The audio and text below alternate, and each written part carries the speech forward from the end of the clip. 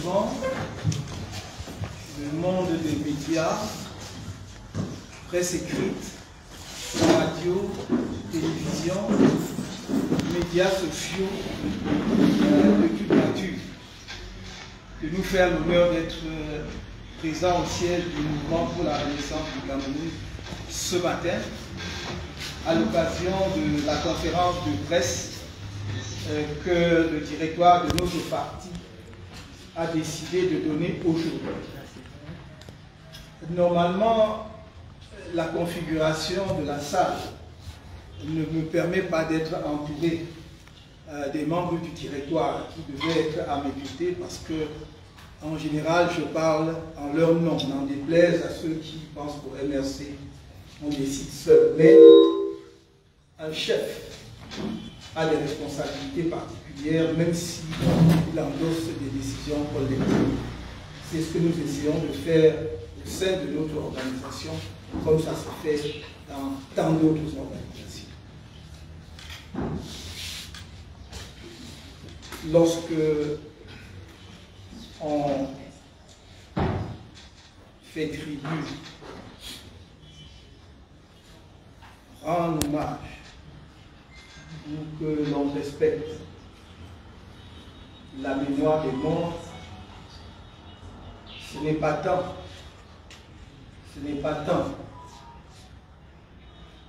parce que on oublie ou l'on perd de vue ce qu'ils ont pu faire et avec lequel on est en désaccord, ce qu'ils ont pu faire et qui est critiquable, mais c'est un souvenir du peu qu'ils ont fait du bien pour la vie des hommes lors de leur passage sur terre. Et parce que c'est aujourd'hui le jour de la levée du corps de M. John Fundi, président récemment décédé du Social Democratic Front, en souvenir de ce qu'il a fait dans les années 90 en posant par son courage des actes qui ont impulsé, accéléré le retour du multipartisme dans notre pays. Je voudrais vous prier de vous lever ensemble avec moi pour observer une minute de silence. Président Maurice Kamto qui demande une minute de silence en la mémoire de Ni John Fundi, président du Social Democratic Front.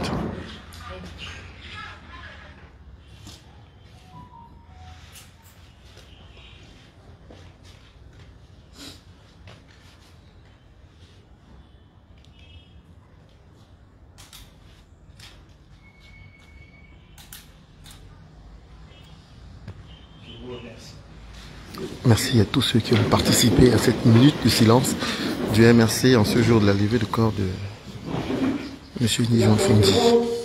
De presse de ce jour a pour thème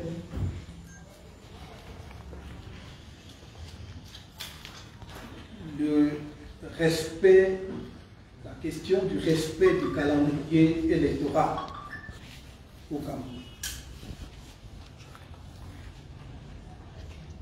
C'est le thème unique de cette conférence. Je voudrais que ce soit le cadre à l'intérieur duquel nous allons pouvoir engager, s'il y a lieu, les échanges après ma déclaration liminaire. Vous comprendrez dès lors que le directoire du MRC et moi-même ne soyons pas disposés au cours de cette conférence de presse répondre à des questions qui sortiront de ce cadre. Je sais qu'il est normal que lorsque les médias en ont l'occasion, qu'ils aient tendance à poser toutes les questions qui animent l'actualité ou qui les pressent à titre individuel. Mais je puis vous assurer que nous aurons toutes les occasions nécessaires pour discuter de toutes les questions que vous voulez concernant le MRC. Le sujet d'aujourd'hui, et c'est la raison pour laquelle je voudrais que nous restions dans ce cadre, est beaucoup trop important pour que nous le laissions se diluer dans d'autres questions, sans doute aussi importantes, mais pas aussi capitales pour la vie politique de notre pays, voire pour le destin de notre pays. Restons donc dans ce cadre. Je peux sentir chez certains d'entre vous quelques frustrations. On aurait tellement voulu parler des démissions, des exclusions, de ces gens-là. Nous ne fuyons aucune question, mais chaque chose en son temps. Et croyez-moi, c'est avec le plus grand plaisir que nous donnerions les réponses adéquates à cette occasion. Notre parti s'efforce d'être, dans la mesure du possible, une maison ouverte, démocratique, respectueuse des droits des uns et des autres, et je pourrais dire dans une certaine mesure une maison de verre qui fonctionnons autant que faire se peut. Je dis bien autant que faire se peut, dans la transparence. Parce que souvent, l'opinion comprend mal les concepts et les applique à tort et à travers. La transparence ne veut pas dire qu'on met tout sur la place publique. On rédige une lettre à la présidente de la République et c'est le lendemain, c'est à mon boulot. C'est avec ça qu'on attache les données. Ça, c'est pas la transparence. La transparence, c'est la reddition des comptes sur les aspects de la reddition de comptes qui doivent se faire. Mais les mesures et les décisions qui couvrent un État sont dans une boîte noire. Et il en est de même des organisations. Et aucune nation au monde, aucune organisation sérieuse ne peut mettre sur la place publique tout ce qui régit son fonctionnement, au moins ses décisions stratégiques.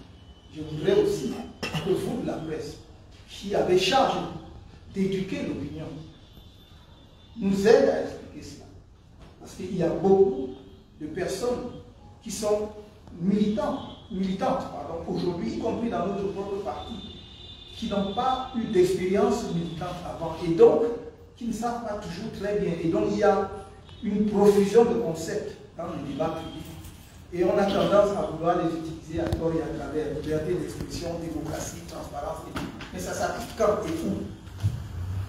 Vous voyez vraiment qu'un pays qui a un conflit avec un autre, ou qui se prépare à mener un conflit avec un autre, envoie d'abord dans la presse, de tel jour à telle heure, les armées déboucheront par telle rue et par telle. Non. Donc il faut arrêter un peu de tout confondre. C'est pour cela que je vous ai dit, ces questions-là, nous aurons l'occasion d'y revenir. Vraiment, on verra très rapidement dans les semaines, mois qui viennent, comment organiser une nouvelle rencontre avec vous. Peut-être d'ailleurs d'ici là, un certain nombre de procédures qui sont encore pendantes devant nos instances disciplinaires auront été vidées et au lieu justement que vous soyez dans les satisfactions, on pourra alors discuter de tout à la lumière des mesures qui auront été prises. Cela étant dit, permettez-moi donc de commencer ma déclaration d'abord en langue française. Je la ferai ensuite intégralement en langue anglaise, because I would like everybody, every single Cameroonian in every corner of this country to get me properly and listen carefully to what I'm going to say today on behalf of my political party concerning the electoral calendar in this country. We need to be serious. At some point in time, we should stop joking, playing. Politics is something which is serious. It's not just a showcase. Je commence donc cette présentation d'abord en français. Mesdames et messieurs les journalistes, avant toute chose, je souhaite à la presse, aux médias, la bienvenue ce jour au siège du mouvement pour la renaissance du Cameroun. Votre rôle dans la diffusion diffusion de l'information, de la bonne information, et partant dans l'éducation citoyenne du Camerounais est utile et important, en particulier lorsque notre pays traverse des moments délicats comme ceux que nous vivons actuellement et dont on ignore comment ils évolueront dans les temps à venir. Alors que notre pays s'achemine inéluctablement vers des échéances électorales cruciales pour son avenir, voire son destin, le mouvement pour la renaissance du Cameroun saisit cette occasion pour rappeler à l'opinion nationale et internationale son attachement originel et fondamental au changement dans la paix et par les urnes. L'expression « changeons d'avenir dans la paix » est notre credo depuis la création du parti en 2012. Nous le scandons à toutes nos réunions et nos meetings publics. Vous comprenez donc que les élections sont et demeurent à ce jour l'option intangible du MRC pour une alternative et une alternance pacifique dans notre pays. Notre attachement à l'alternance par les élections nous oblige à être attentifs à la question du respect du calendrier électoral.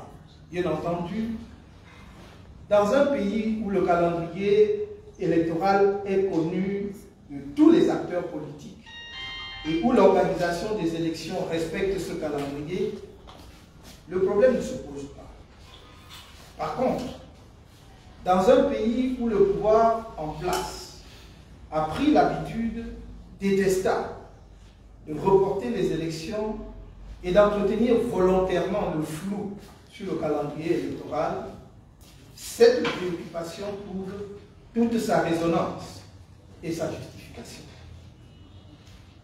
Si la question, en principe élémentaire dans une démocratie, du respect du calendrier électoral se pose toujours au Cameroun, plus de 40 ans après l'avènement du régime dit du renouveau, c'est parce que le pouvoir en place, depuis toutes ces années, a fait le choix antidémocratique et politiquement frauduleux de confisquer le calendrier électoral et de renvoyer la tenue des scrutins selon son bon gré, au mépris assumé de tous les autres acteurs de la scène politique nationale et du peuple camerounais tout entier, et peut-être avec le satisfecit de ceux qui souhaitent continuer à voir le Cameroun être dirigé comme une république bananière.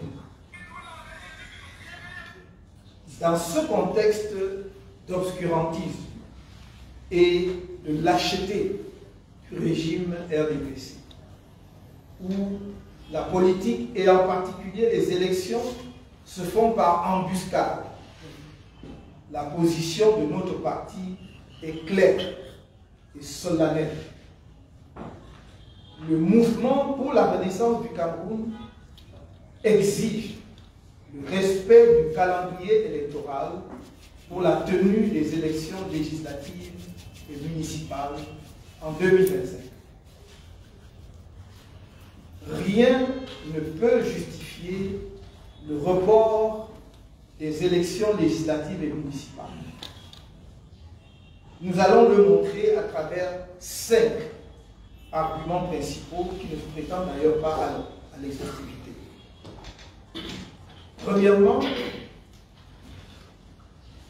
les échéances électorales sont fixées et connues depuis 5 ans. La tenue de ces élections en début 2025 n'est un secret pour personne, dès lors que tout le monde sait que les dernières élections législatives et municipales se sont tenues le 9 février 2020. Les pouvoirs publics en général et les autorités compétentes en matière électorale en particulier savent donc, depuis 2020 au moins, qu'elles ont l'obligation de prendre toutes les dispositions nécessaires pour la tenue effective de ces élections dans les délais prescrits par la loi. Personne ne fera croire ni accepter au peuple camerounais qu'après les élections de février 2020, les pouvoirs publics ont tous sombré dans un long sommeil institutionnel dans lequel ils seraient encore au moment où je parle et ne se réveilleront enfin qu'à l'approche des prochaines échéances électorales pour faire le constat qu'ils ne peuvent pas organiser les élections dans les délais fixés par la loi, à commencer par la loi fondamentale, la Constitution de notre pays. Deuxième argument, le délai est suffisant entre les élections législatives et municipales d'un côté et l'élection présidentielle de l'autre. Si l'on peut, même par complaisance, comprendre le report des élections législatives et municipales de 2018 en raison de leur proximité chronologique avec la présidentielle du même mois et de la même année, soit le 7 octobre 2018 pour la tenue de la présidentielle et le 15 octobre 2018 pour la fin du mandat des députés et des conseillers municipaux, rien ne peut justifier le report des élections législatives et municipales à venir, prévues au plus tard en février 2025, dès lors qu'elles doivent se tenir 8 longs mois avant la présidentielle d'octobre 2026. 8 mois séparent les deux élections. Au demeurant, cette explication du report des élections en 2018 ne valait pas et ne vaut toujours pas justification valable dans la mesure où plusieurs pays africains organisent depuis des décennies plusieurs types d'élections le même jour. L'exemple le plus récent est celui du Nigeria voisin, où les autorités ont organisé le même jour, soit le 25 février 2023, l'élection présidentielle, l'élection des sénateurs, l'élection des députés, dans un pays peuplé de plus de 220 millions d'habitants et qui comptait plus de 87 millions de personnes inscrites sur les listes électorales au moment de l'élection. Quelques semaines plus tard, soit le 11 mars 2023, le même pays organisait les élections des gouverneurs dans le strict respect du calendrier électoral. On voit bien qu'au Cameroun, si le régime du RDPC n'était pas si attaché à la fraude politique, au tripatouillage de la loi, et n'avait pas confisqué pour lui seul le calendrier électoral, les élections législatives et municipales et la présidentielle d'octobre 2018 auraient parfaitement pu se tenir le même jour. Et le Cameroun, pays d'environ 30 millions d'habitants et de moins de 8 millions d'électeurs, n'aurait alors rien fait d'extraordinaire par rapport à d'autres pays en Afrique. Dans tous les cas, au regard de tout ce qui précède, la très longue période qui sépare les mois de février et d'octobre 2025 enlève toute justification acceptable à toute idée de report des élections législatives et municipales prochaines.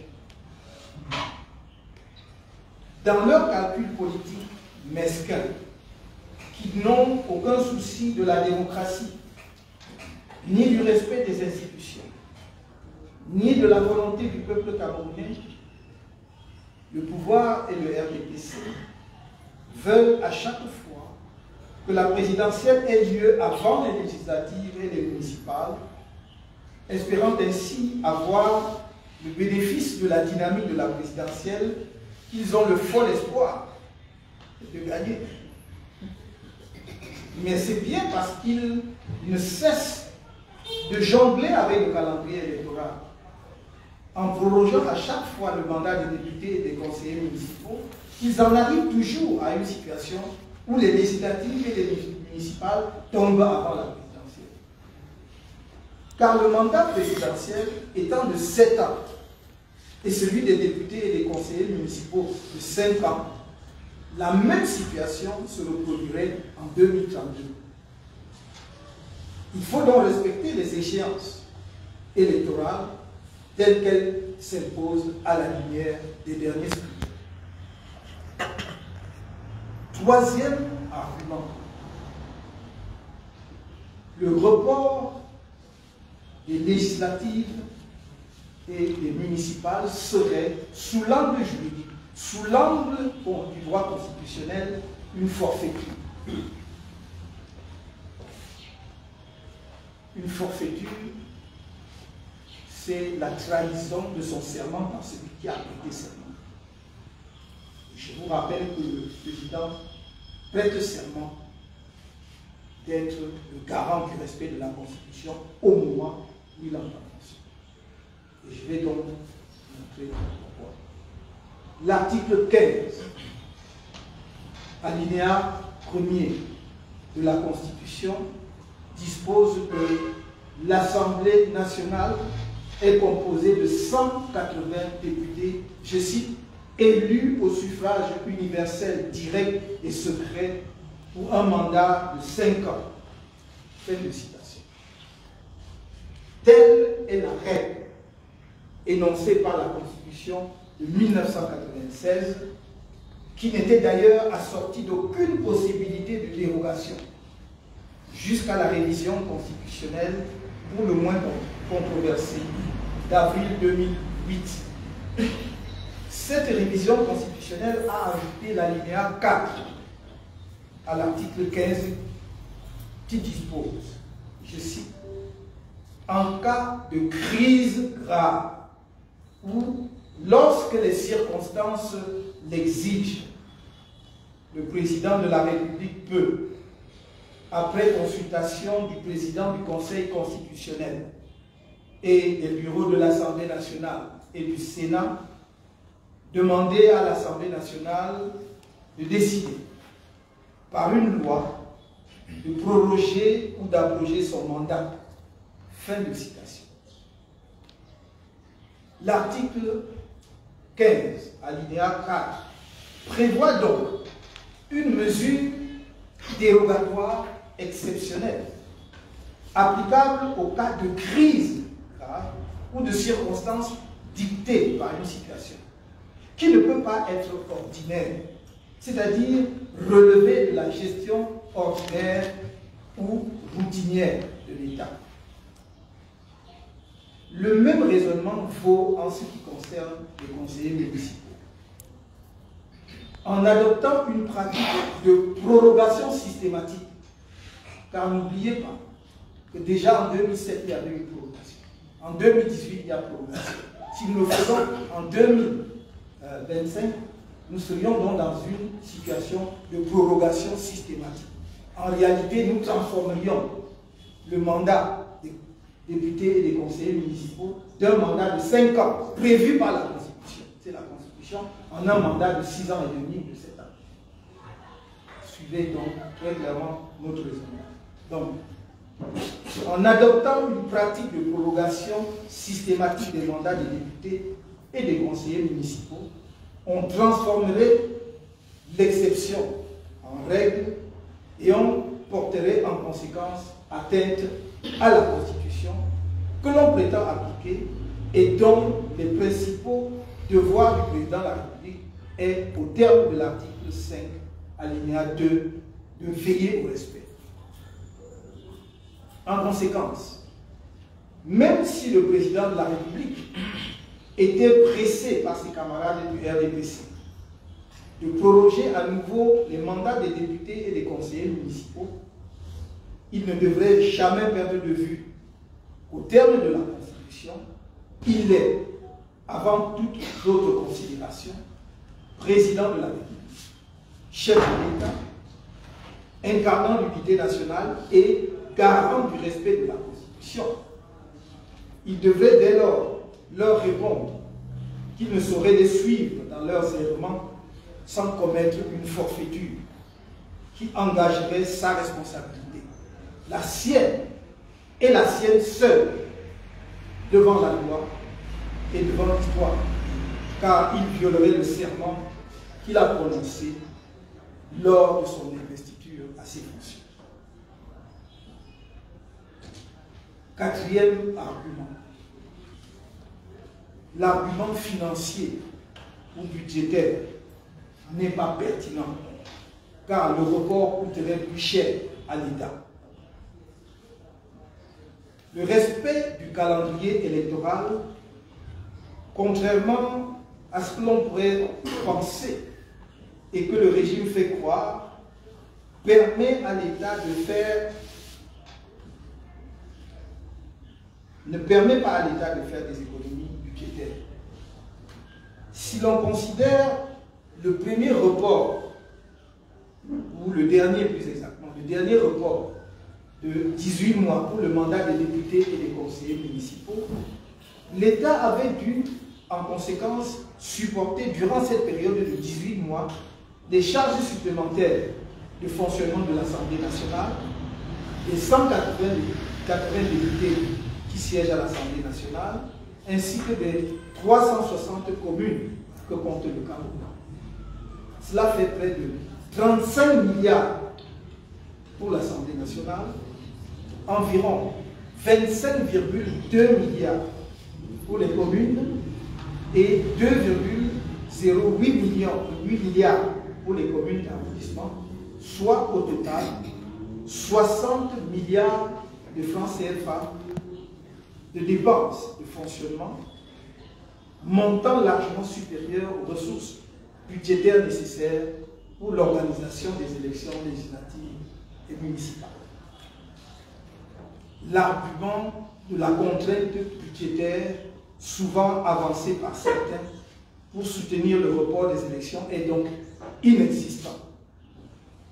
Il s'agit même d'un mensonge. Disons-le clairement, le Cameroun dispose des ressources budgétaires suffisantes pour organiser en 2025 les élections législatives et municipales en février et l'élection présidentielle en octobre. Tout report aura pour conséquence d'alourdir les charges budgétaires de l'État. Cinquième argument, enfin, le RDPC, la soi-disant machine électorale, aurait-elle peur des élections? C'est ça. En fixant la durée des mandats des députés et des conseillers municipaux à 5 ans, le constituant camerounais a déterminé une durée raisonnable pour la respiration de la démocratie, entendant ainsi atténuer la longueur du septennat présidentiel par le quinquennat législatif et municipal. Une pratique systématique de la prorogation des mandats des députés et des conseillers municipaux enlèverait aux citoyens camerounais le pouvoir de renouveler le choix de leurs élus locaux et de leurs représentants à l'Assemblée nationale et priverait d'un exutoire démocratique les Camerounais dont on connaît les nombreuses frustrations, exposant ainsi le pays au risque de dérapage d'une colère s'exprimant en dehors des canaux institutionnels. Mais de quoi a donc peur le régime RDPC? pourquoi vouloir repousser les élections législatives et municipales à venir, alors que le peuple camerounais est prêt à s'exprimer souverainement? Et je me souviens, quand on nous reprochait, c'était le cantique que l'on chantait sur les plateaux de tous les médias publics, le cantique hebdomadaire, le cantique préféré des réunions et des débats du dimanche, sur le fait que le MRC a boycotté les élections de 2020 et que par conséquent il était mis hors du jeu démocratique. Vous voyez donc que dès l'instant où nous avons boycotté les élections, on a occulté le fait qu'en 2025 il y avait les législatives et les municipales. Et tout le monde, y compris certains dans nos rangs, ne parlait plus que de présidentielle.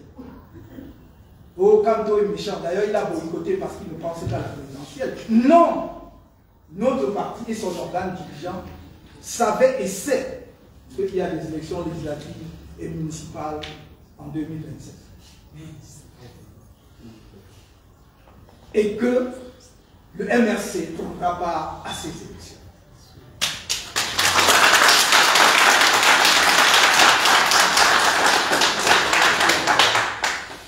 Pourquoi le RDPC, qui est mensongèrement présenté comme une machine électorale, est-il si fébrile et apeuré à l'approche des élections législatives et municipales de 2025? Et je le dis ici à l'opinion nationale, mais aussi aux amis du Cameroun, notamment au cercle diplomatique, que l'on biberonne aux mensonges dès qu'ils mettent le pied à Yaoundé en leur disant l'opposition ne peut rien parce que le RDPC est une machine. Mais c'est une machine qui n'est jamais sortie du garage.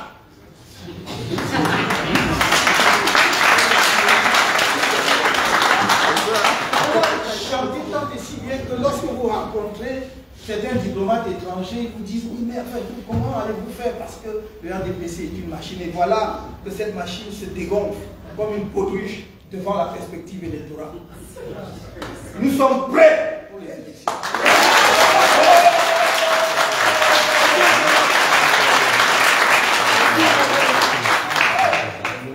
Ils ne peuvent pas nous refuser notre expression libre, pacifique dans les rues et nous refuser le processus électoral.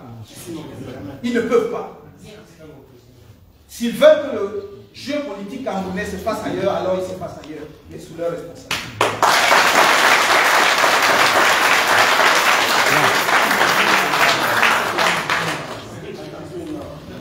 Madame et messieurs les journalistes, le MRC est porteur d'un grand projet pour le peuple camerounais, celui de la renaissance nationale. Nous y travaillons jour et nuit, avec méthode et engagement, avec patience et détermination.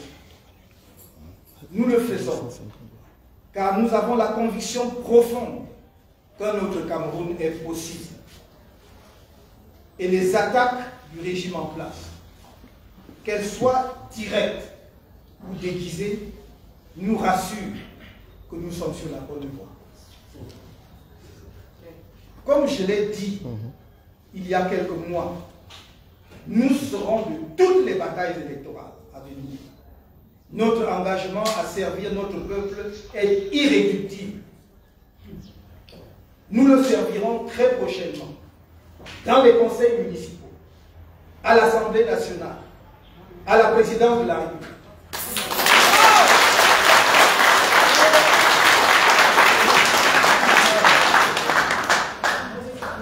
Même si l'élection présidentielle venait à se tenir cette année, le MRC serait prêt et mettrait au service du peuple camerounais un candidat pour lui donner sa dignité et sa grandeur.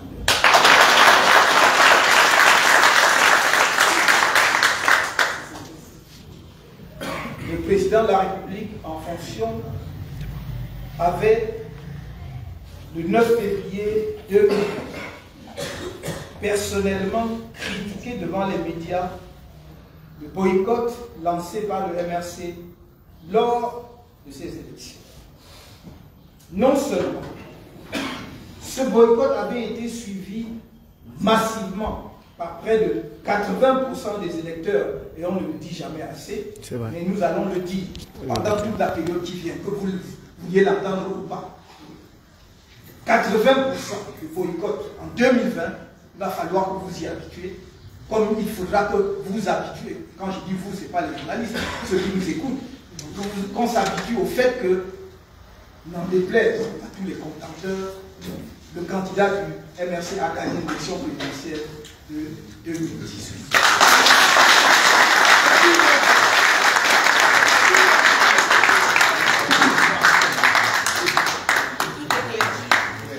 Et on voit aujourd'hui, avec le recul, que le régime en place en avait fait un moment important pour mettre en œuvre sa stratégie contre le MRC. Je répète, c'est important. Le président de la République en fonction avait, le 9 février 2020, personnellement critiqué devant les médias le boycott lancé par le MRC lors des élections en question. Non seulement ce boycott avait été suivi massivement par près de 80% des électeurs inscrits, mais on voit aujourd'hui, avec le recul, que le régime en place en avait fait un moment important pour mettre en œuvre sa stratégie contre le MRC. On comprend alors les regrets exprimés par le président du RDPC lors de cette interview. Ce dernier avait en outre parlé du MRC en termes de petits partis. Le MRC est donc surpris que son régime déploie autant d'énergie et de ressources pour essayer d'affaiblir un parti politique qui, à ses yeux, ne représenterait pas grand-chose. Mais rassurez-vous, le MRC est maître de sa stratégie politique. Absolument.